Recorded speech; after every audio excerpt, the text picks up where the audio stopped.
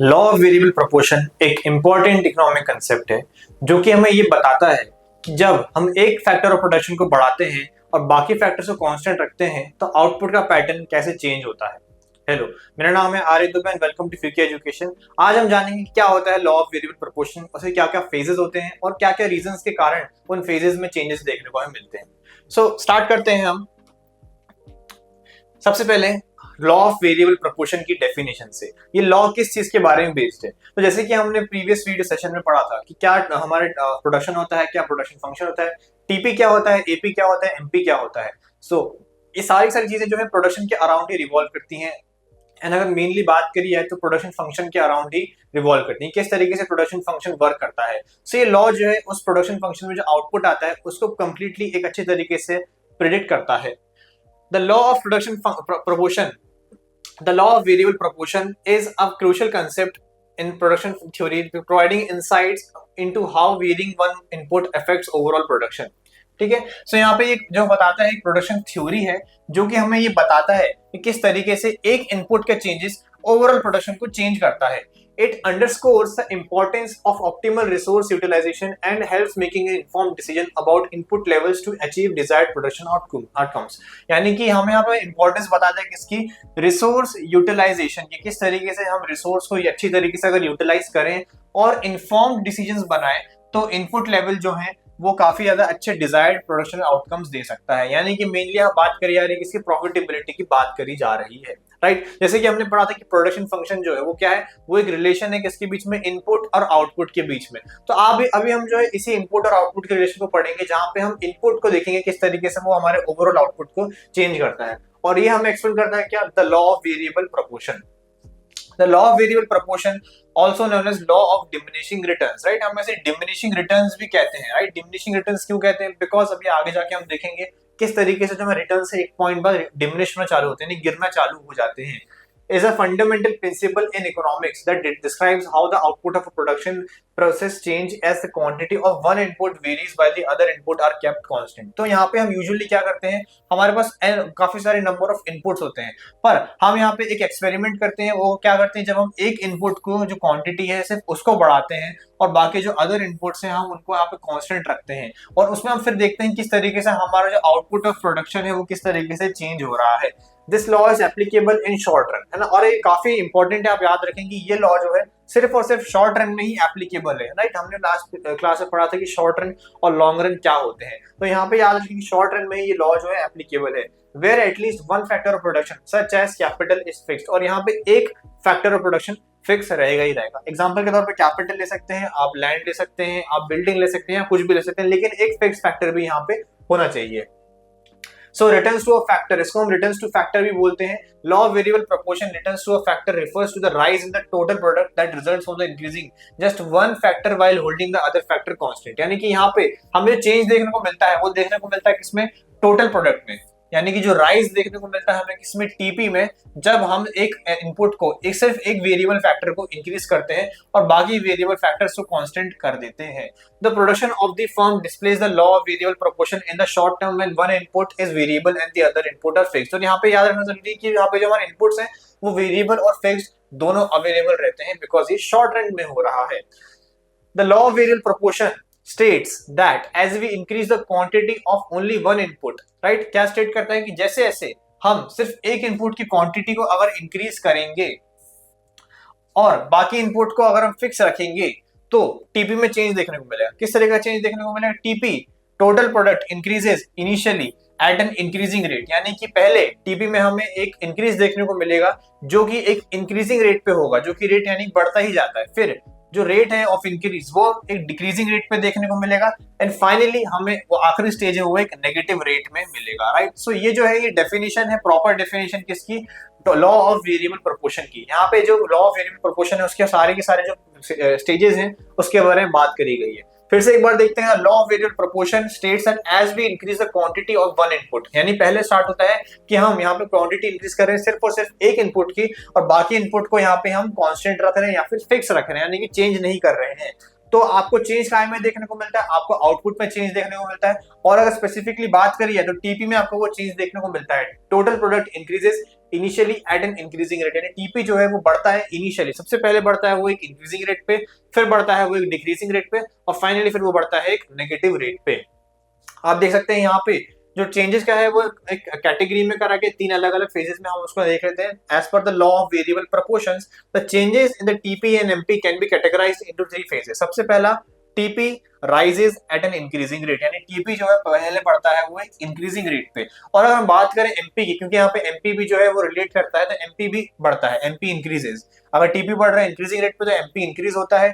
TP अगर rise करता है एक डिक्रीजिंग रेट पे तो एमपी डिक्रीज होता है पर पॉजिटिव रहता है, यानी कि अभी तक वो नेगेटिव या जीरो नहीं हुआ है। और फेज थ्री क्या है, टीपी फॉल्स। टीपी फॉल्स क्योंकि आप देखें जो लास्ट लाइन है इस डेफिनेशन की, finally at a negative rate, इसका मतलब सिंपली ये होता है कि टीपी जो है वो गिरना चालू हो गया, यानी कि अब वो बढ़ नहीं रहा है। अगर हम बोलो कोई चीज बढ़ रही है एक नेगेटिव रेट में तो उसका मतलब क्या हुआ, उसका मतलब कि वो एक्चुअली फॉल कर रहा है।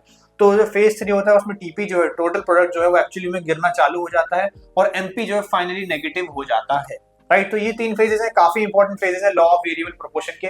उसका हम एग्जांपल देखने से पहले यहाँ पे देख रहे थे क्या क्या एजम्पशंस यहाँ पे लेके चलते हैं लॉ ऑफ वेरिएबल प्रोपोर्शन में। पहला, it operates in the short run, है ना। तो यहाँ पे मान के चलते हैं कि जो बिजनेस है वो शॉर्ट रन में ऑपरेट कर रहा है because the factors are categorized as variable and fix, क्योंकि फैक्टर्स को हम कैटेगराइज कर चुके हैं वेरिएबल और फिक्स के through.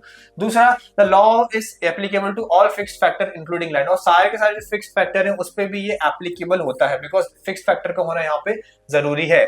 The law of variable proportion allows for the combination of several variable units with the fixed factor, यानी कि यहाँ पे कॉम्बिनेशन के लिए अलाउ किया जाता है लॉ ऑफ वेरिएबल प्रोपोर्शन में सारे के सारे इनपुट के, वो भी सारे के सारे वेरिएबल यूनिट्स में, किसके साथ, फिक्स्ड फैक्टर के साथ, यानी कि लेबर और कैपिटल दोनों को साथ में यहाँ पे कंबाइन करके वर्क कराया जाता है।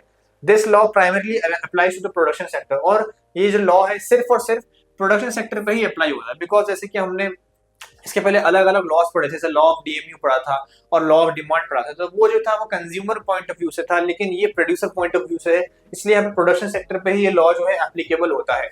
It is simple to calculate the impact of a change in output caused by change in variable factor, यानी कि काफी सिंपल है इस चीज को इम्पैक्ट को कैलकुलेट करना, जिससे कि यहाँ पे चेंज इन आउटपुट हमें देखने को मिलता है, किस कारण से, चेंज इन वेरिएबल फैक्टर्स, यानी कि आपने वेरिएबल फैक्टर बदले तो आपको चेंज इन आउटपुट भी देखने को मिला। It is considered that after a certain point factor of production become imperfect substitute for one another, यानी कि हमें माना जाता है कि एक पॉइंट के बाद जो हमारे फैक्टर ऑफ प्रोडक्शन है वो एक तरह से इम्परफेक्ट सब्स्टिट्यूट बन जाते हैं एक दूसरे के लिए, यानी कि उनको एक दूसरे के साथ बदला नहीं जा सकता है। In order for this law to function it is assumed that state of technology would remain constant, और इस लॉ के फंक्शन करने के लिए हम मान के चलते हैं कि जो स्टेट ऑफ टेक्नोलॉजी है वो यहाँ पे कांस्टेंट, यानी वो यहाँ पे बिल्कुल भी नहीं बदल रही है। और लास्ट है, all variable factors are thought to be equally effective, और जितने भी वेरिएबल फैक्टर्स हैं, यानी कि अगर मैं बोलूं कि अलग अलग वेरिएबल फैक्टर्स हैं, अगर 8 लेबर हैं तो हर एक वेरिएबल फैक्टर जो है वो यहाँ पे इक्वली इफेक्टिव है। ऐसा नहीं है कि कोई एक लेबर जो है वो ज्यादा वर्क कर रही है और कोई एक लेबर कम वर्क कर रही, नहीं, हम यहाँ मान के चलते हैं कि जितने भी वेरिएबल फैक्टर्स हैं वो सबके सब इक्वली इफेक्टिव है, यानी बराबर क्षमता पे वो वर्क कर रहे हैं। अब यहाँ पे एग्जाम्पल से हम समझते हैं लॉ ऑफ वेरिएबल प्रोपोर्शन को। Right, let's say a farmer has 1 एकड़ ऑफ लैंड, हम मान के चलते एक फार्मर है, उसके पास 1 एकड़ जमीन है, और उसको जमीन है तो मतलब कि वो हमारा क्या हो गया, फिक्स्ड फैक्टर हो गया, और वो उस पर क्या इस्तेमाल करता है, वो लेबर का उस पर इस्तेमाल करता है, जो कि यहाँ पे हमारा इस केस में वेरिएबल फैक्टर हो गया। तो आप देख सकते हैं दोनों चीज यहाँ पे आ गई है, फिक्स्ड फैक्टर भी आ गया है, वेरिएबल फैक्टर भी आ गया है, to improve the production of rice there, और वहां पे वो क्या उगा रहा है, वहां पे वो चावल उगा रहा है। The output increase initially at an increasing rate, तो जैसे कि आपको बताया गया कि लॉ ऑफ वेरिएबल प्रोपोर्शन क्या कहता है कि आउटपुट जो है पहले इंक्रीज होगा एक इंक्रीजिंग रेट पे, फिर होगा एक डिक्रीजिंग रेट पे, और finally at a negative rate as he employs more and more unit of labour, जैसे ऐसे वो लेबर का प्रोडक्शन जो है वो बढ़ाता रहेगा, बिकॉज यहाँ पे वो जो इंक्रीज करेगा फैक्टर वो किसको इंक्रीज करेगा, सिर्फ और सिर्फ लेबर को इंक्रीज करेगा, यानी कि वेरिएबल फैक्टर को सिर्फ इंक्रीज करेगा। तो आप देख सकते हैं यहाँ पे हमारा शेड्यूल है, यहाँ पे देख सकते हैं फिक्स फैक्टर है जो कि all the at throughout all the levels of production constant रहेगा, यानी 1 1 1 1, क्योंकि 1 एकड़ की जमीन थी। वेरिएबल फैक्टर आपका हो जाएगा लेबर, यानी 1 2 3 4 5 6, क्योंकि यहाँ पे वो लेबर यानी कि वेरिएबल फैक्टर को इंक्रीज करता जाएगा। आप चेंज देंगे टीपी में चेंज आ रहा है 5 20 32 40 40 और 35। तो आप देखें यहाँ पे कि जो इंक्रीज हो रहा है ये इंक्रीज जो है एक उसी फेज के अकॉर्डिंग हो रहा है। इसको हम कैसे पॉइंट आउट करें, हम यहाँ पे एमपीवी कैलकुलेट करेंगे। राइट, हमने प्रीवियस क्लास में जाना था कि किस तरीके से हम मार्जिनल प्रोडक्ट को कैलकुलेट करते हैं। पहला आपका आ जाएगा टीपी 5, तो ये भी 5 आ जाएगा, फिर चेंज होगा कितने 20, कितने का डिफरेंस आया 15 का, एमपी 15 हो गया, फिर 20 से कितना हुआ 32 हुआ, 32 हुआ, यानी कितने का चेंज आया 12 का चेंज आया, फिर 32 से 40 हुआ 8 का चेंज आया, फाइनली 40 से 40 हुआ कोई चेंज नहीं आया, तो एमपी यहाँ पे 0 हो जाएगा और फाइनली टीपी यहाँ पे गिरता है 40 से 35 होता है, -5 होता है। तो एमपी के कैलकुलेट करने के बाद हमें जो 3 फेज है लॉ ऑफ वेरिएबल प्रोपोर्शन के जो हमने पढ़े हैं वो आपको यहाँ पे क्लियरली देखने को मिल सकते हैं। यानी कि पहले इनिशियली जब तक 2 तक था तो यहाँ पे फेज 1 देखने को मिला increasing returns to a factor, क्योंकि यहाँ पे आप देखें एमपी जो है वो बढ़ते जा रहा है 5 15 एमपी जो था बढ़ा और आपका टीपी भी बढ़ रहा है, पर टीपी जो है एक इंक्रीजिंग रेट पे बढ़ रहा है, यानी कि अभी जो उसके बढ़ने की रेट है वो बढ़ती ही जा रही है। फिर इसके बाद भी जो हमारे 3 और 4 पे आप देख सकते हैं, 3 4 और 5 पे यहाँ पे तो आप देख सकते हैं यहाँ पे भी टीपी जो है इंक्रीज हो रहा है, लेकिन अब वो इतने फास्ट रेट पे इंक्रीज नहीं हो रहा, यानी कि जो उसका इंक्रीजिंग रेट है वो डिक्रीज हो गया, decreasing returns to a factor. तो आप देख सकते हैं एमपी की वैल्यू 12 8 0, तो एमपी जो है गिरना चालू हो गया, लेकिन अभी एमपी पॉजिटिव है। ये भी हमें याद रखना जरूरी है कि एमपी अभी नेगेटिव नहीं हुआ है।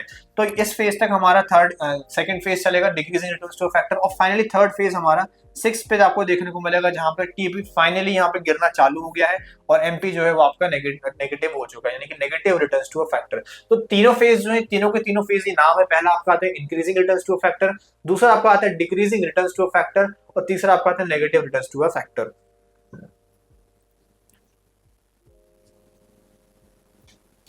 अब आप यहाँ पे ग्राफ में देखेंगे तो हमारे पास एक टोटल प्रोडक्ट का ग्राफ है और एक मार्जिनल प्रोडक्ट का ग्राफ है, राइट। आप देखेंगे टीपी, तो टीपी को अगर हम यहाँ पे पॉइंट आउट करें तो यहाँ पर एक वाई एक्सेस पे हमारा टीपी होगा 10 20 30 40 50, और एक्स एक्सेस पे हमारा हो गया यूनिट ऑफ वेरिएबल फैक्टर 1 2 3 4 5 6, क्योंकि 6 ही थे इस केस में, right.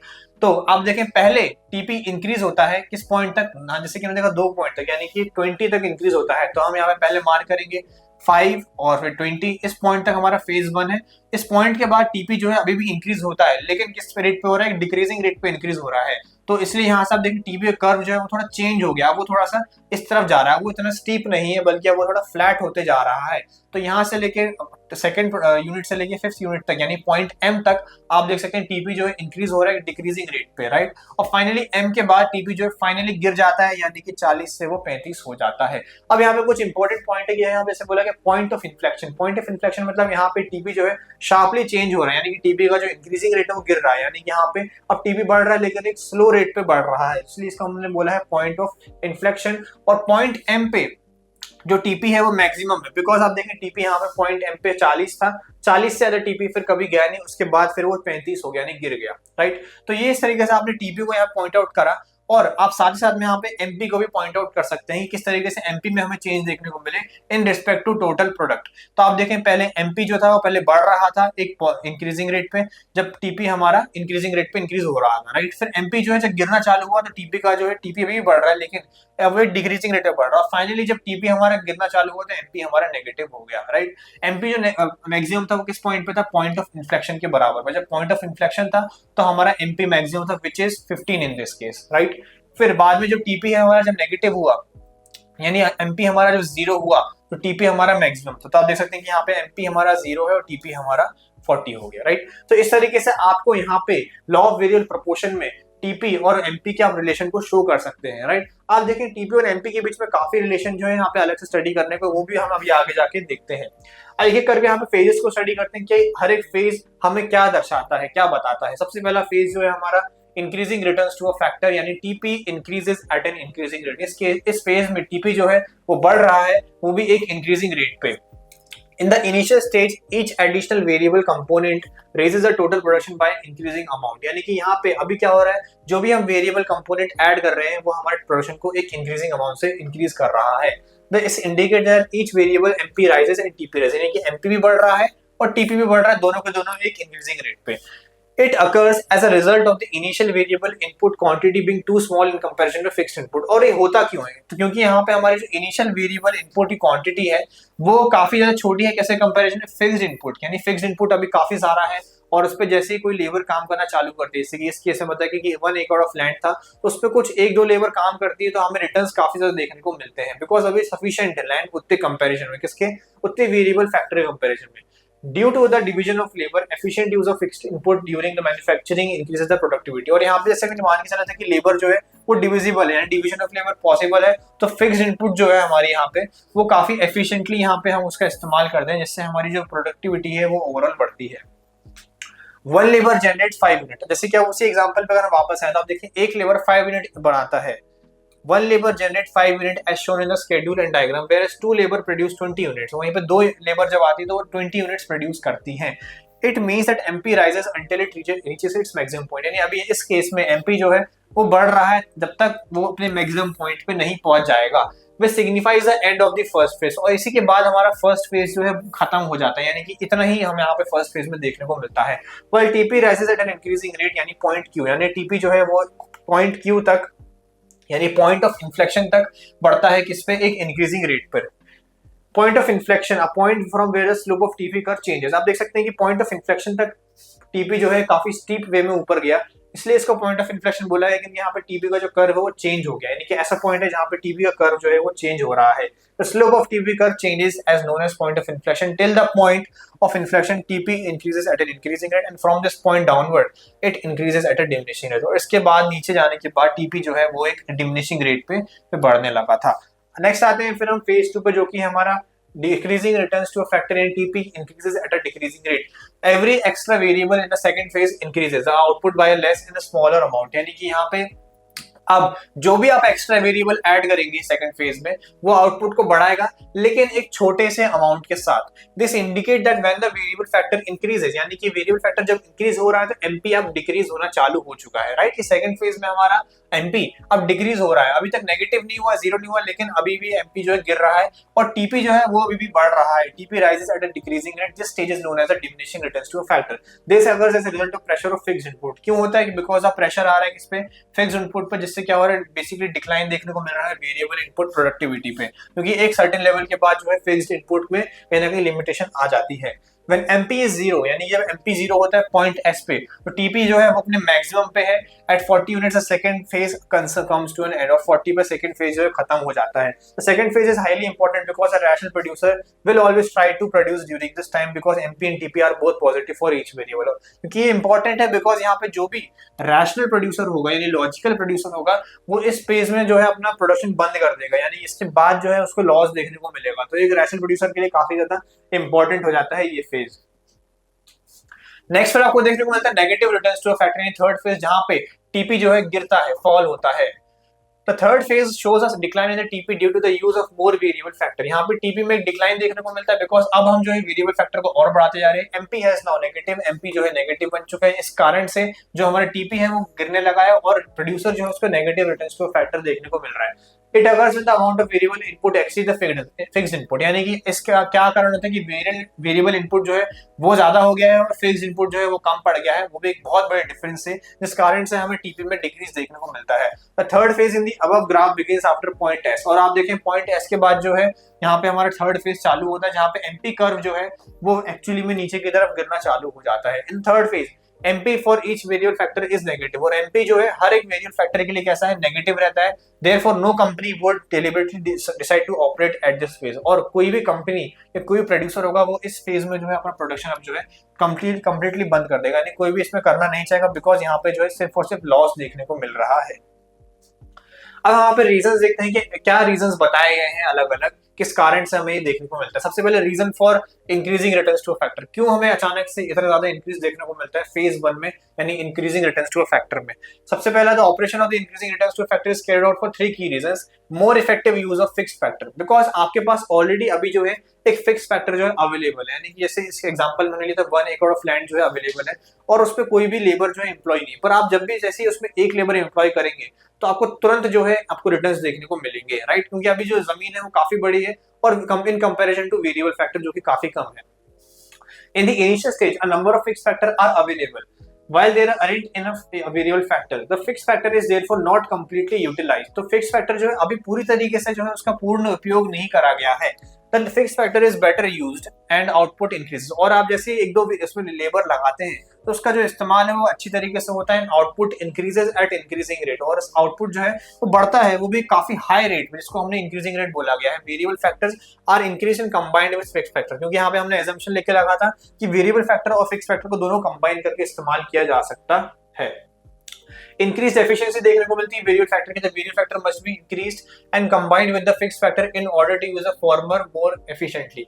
Beside there is a high degree of specialisation and increased cooperation among the different units of the variable factor. क्योंकि अभी इस इनिशियल स्टेज में वेरिएबल फैक्टर जो है वो कम है, तो हमें यहाँ पे हाई डिग्री ऑफ स्पेशलाइजेशन देखने को मिलती है और कोऑपरेशन भी ज्यादा देखने को मिलती है उनके बीच में। और थर्ड है फिक्स्ड फैक्टर इंडिविजिबिलिटी। जो फिक्स्ड फैक्टर है वो इंडिविजिबल है। In general, fixed factors that are integrated with the variable factor are not divisible. It means that these elements cannot be divided into smaller parts. As more unit of the variable component are given, the utilization of the fixed factor improves the after an investment has been made in an individual factor. यानी कि यहाँ पे fixed factor जो है उसको बांटा नहीं जा सकता है, यानी वो divisible नहीं है। पर यहाँ पे जो भी लेबर वर्क कर रही है उस पे, तो वो उसको अपने छोटे से हिस्से में वर्क नहीं कर रही, but as a whole work कर रही है, जिस कारण से आपको जो प्रोडक्शन है वो तुरंत पूरे के पूरे फिक्स फैक्टर के ऊपर देखने को मिलता है। इस कारण से जो आप भी जब भी वेरिएबल फैक्टर को बढ़ाते हैं तो उससे आपको एक बड़ा इन्वेस्टमेंट, रिटर्न ऑन इन्वेस्टमेंट देखने को मिलता है।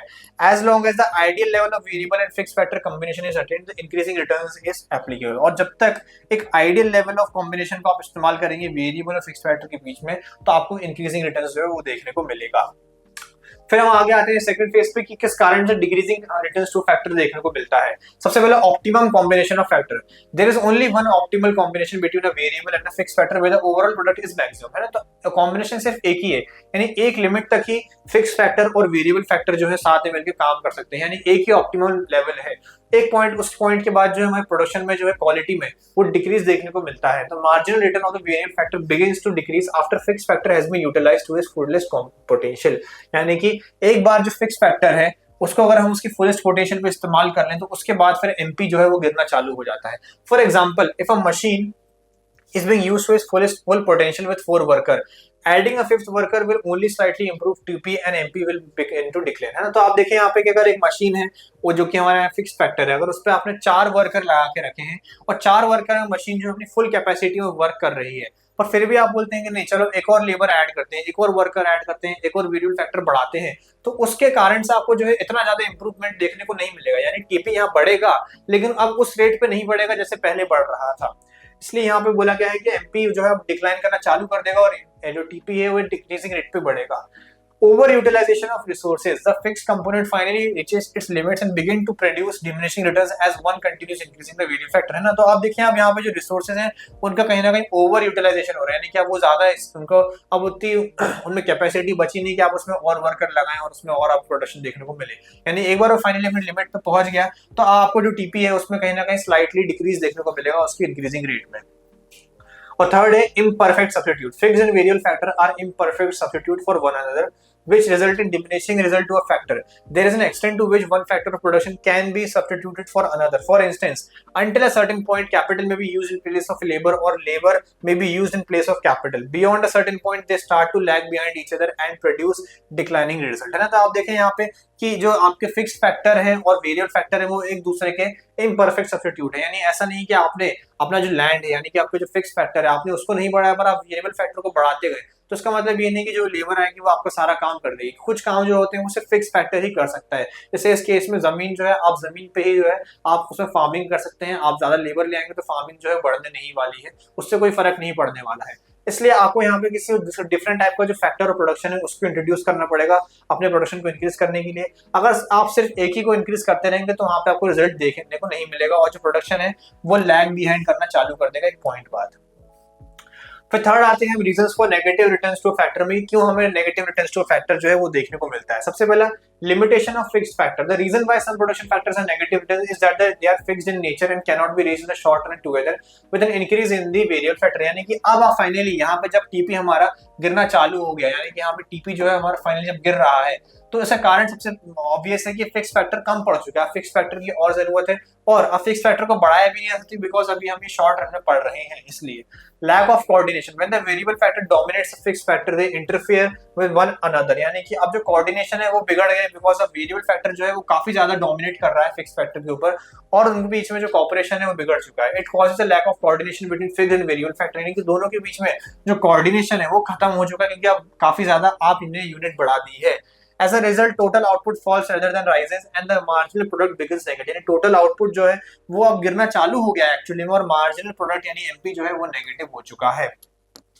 एंड थर्ड है decrease in the efficiency of variable factor, the benefit of specialisation and the division of labour begin to diminish as variable factor continue to increase. यानी कि पहले जो हमें इनिशियली जो बेनिफिट देखा था स्पेशलाइजेशन का और डिवीजन ऑफ लेबर का, वो आपको तभी देखने को मिला था जब लेबर की क्वांटिटी कम थी, पर ऐसे जैसे जैसे आप लेबर को बढ़ाते जाएंगे तो ये जो स्पेशलाइजेशन की क्वालिटी है ये डिक्रीज होते हुए दिखेगी। It causes inefficiencies of variable factor which is another element for the that finally leads to negative return. यानी कि क्या होता है, इनएफिशिएंसी होती है किसकी, वेरिएबल फैक्टर की, जिस कारण से आपको फाइनली नेगेटिव रिटर्न्स जो है वो देखने को मिलते हैं, क्योंकि आपने इतने सारे लेबर एम्प्लॉय कर लिए तो उनके बीच में कोऑर्डिनेशन, कोऑपरेशन, स्पेशलाइजेशन सब खत्म हो जाता है, बिकॉज अब काफी ज्यादा सिचुएशन क्योटिक हो जाती है। अब हमने देखा कि ठीक है, यहाँ पे हमने समझ लिया लॉ ऑफ वेरिएबल प्रोपोर्शन, उसके 3 फेजेस और 3 फेजेस का कारण। अब यहाँ पे हमें इंपॉर्टेंट देखते हैं क्या रिलेशन है हमारे टीपी, एमपी और एपी के बीच में। आपने ऐसे देखा होगा लॉ ऑफ वेरिएबल प्रोपोर्शन में टीपी और एमपी था तो उनके बीच में काफी एक अच्छा रिलेशन जो था वो एग्जिस्ट करता था। पहले हम जानते हैं टीपी और एमपी के बारे में कि क्या रिलेशन दोनों के बीच में एग्जिस्ट करता है, बिकॉज ये हैंड इन हैंड चलते हैं आपके टीपी और एमपी के रिलेशनशिप, राइट। सबसे पहले वापस से वही एग्जांपल पे आते हैं। फैक्टर, फिक्स फैक्टर आपका लैंड, वेरिएबल फैक्टर आपका लेबर। फिक्स फैक्टर का फिक्स रहेगा सारे लेवल में 1 1 1 और वेरिएबल फैक्टर को 0 1 2 3 4 5 6 7। टीपी की अगर बात करें 0 5 13 27 36 40 40 और 35, वही सेम जो अभी हमने एग्जांपल देखा था।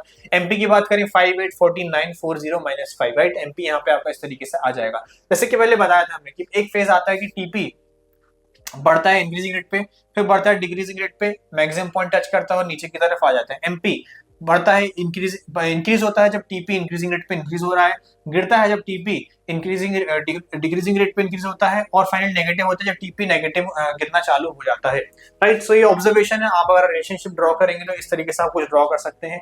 अब यहाँ पे अगर ऑब्जर्वेशन आप देखें, as long as the total product increases at an increasing rate till point P, MP also increases, यानी कि जब तक TP बढ़ रहा है MP भी बढ़ता रहेगा।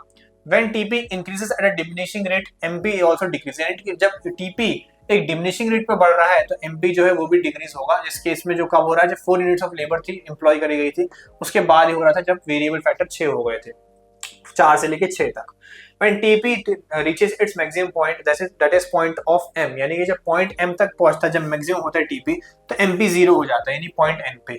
और फाइनली जब TP जो है डिक्रीज होना चालू होता है, MP हो जाता है नेगेटिव, यानी फ्रॉम 7th यूनिट। तो सिंपल भाषा में अगर हम बोले तो अगर आप इसको समराइज करें, MP increases when TP increases at an increasing rate, यानी MP बढ़ेगा जब तक TP बढ़ता रहेगा एक इंक्रीजिंग रेट पे।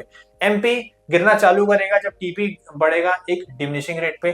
MP 0 हो जाएगा जब TP मैक्सिमम रहेगा, और फाइनली MP नेगेटिव हो जाएगा जब TP गिरेगा। ये 4 रिलेशन जो है, ये 4 मेन पॉइंट्स जो एग्जिस्ट करते हैं TP और MP के बीच में, राइट। अब हम आगे बढ़ते हैं, relationship between AP and MP। AP और MP के बीच में क्या रिलेशनशिप है।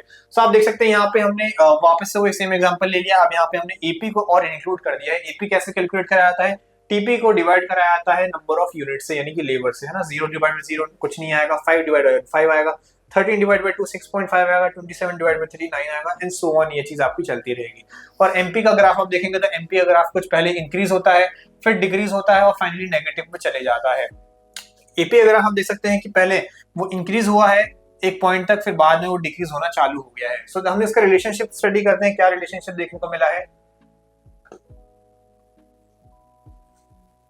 As long as MP is more than AP rises, सबसे पहला ऑब्जर्वेशन, जब तक MP AP से ज्यादा था, AP बढ़ता गया। तो आप देख सकते हैं कि इस पॉइंट पे AP जो है यहां से लेके यहां तक बढ़ा था, इस पॉइंट तक। जब तक आपका MP ज्यादा था किससे, AP से, तो तब तक AP भी आपका बढ़ रहा था। When MP is equal to AP is at its maximum, जब MP इक्वल है किसके, AP के, तो AP अपने मैक्सिमम पे है। तो आप देख सकते हैं किस पॉइंट पे MP AP के इक्वल है, इस पॉइंट पे, यानी जहां पे दोनों के दोनों पॉइंट इंटरसेक्ट कर रहे हैं, यानी AP जो है इससे ज्यादा नहीं बढ़ेगा आगे जाके।